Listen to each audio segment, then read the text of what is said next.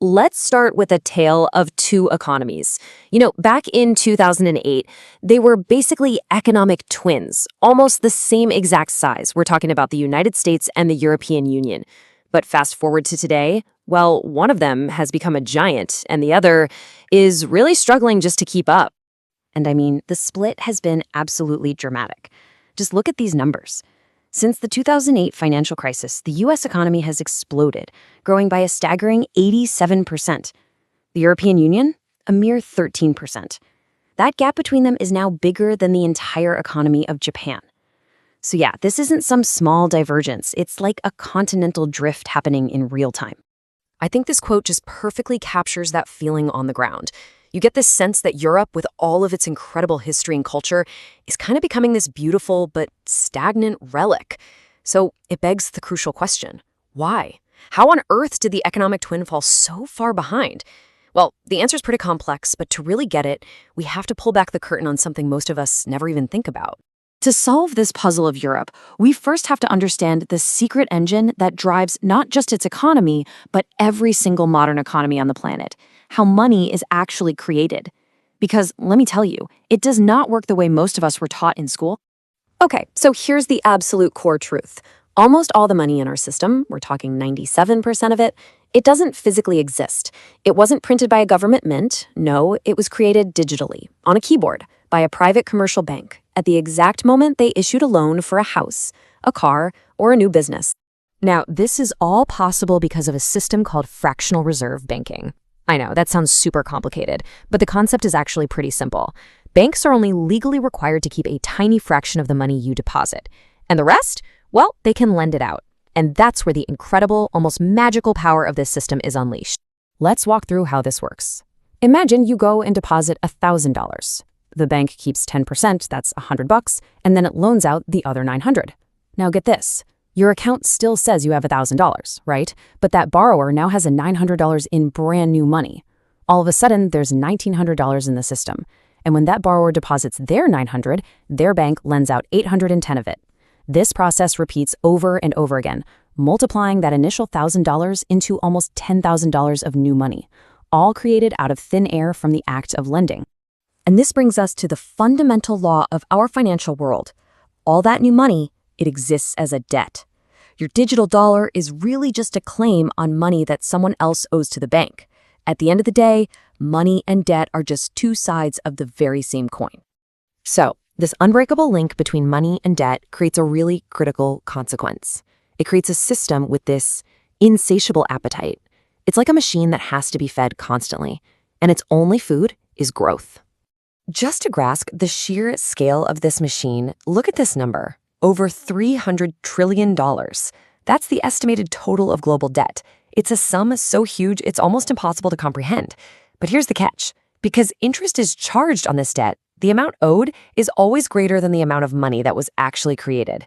This means it's mathematically impossible to pay it all back without creating even more debt to cover the interest. So here's the crazy paradox of it all.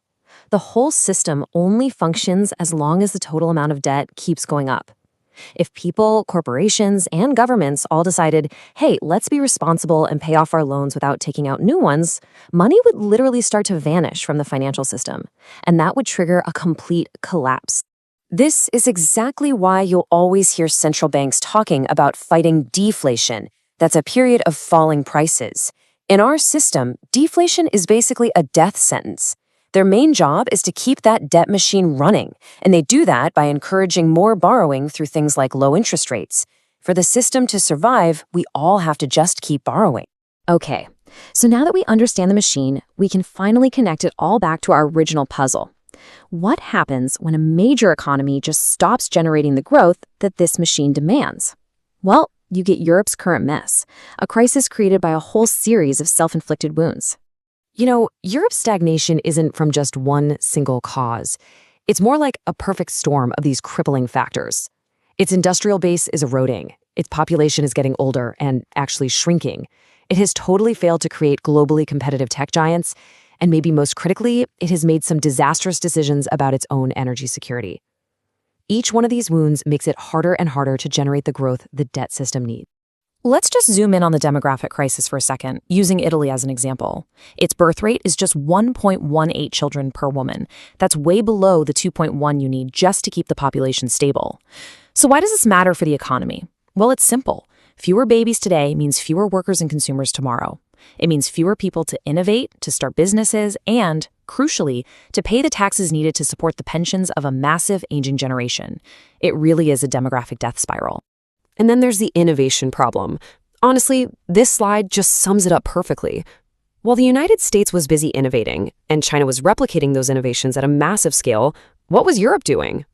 It was regulating.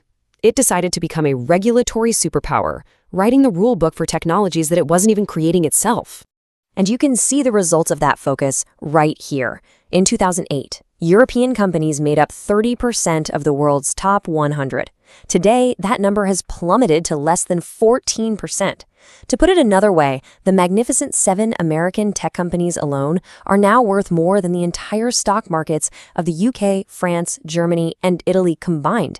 It's just, wow. This leads to a really vicious cycle of capital flight. See, European savers, they tend to avoid the stock market, which means European companies can't find the capital they need at home to grow. So what do? They go to America. Britain's Arm, Sweden's Spotify, Germany's BioNTech, some of Europe's biggest success stories, they all list on US stock exchanges. It's crazy. Europe's own savings are being sent to America to fund the very competitors that are leaving it in the dust. And finally, maybe the nail in the coffin for so much of European industry, energy. By shutting down nuclear power and relying on unstable partners for natural gas, Europe basically engineered its own energy crisis.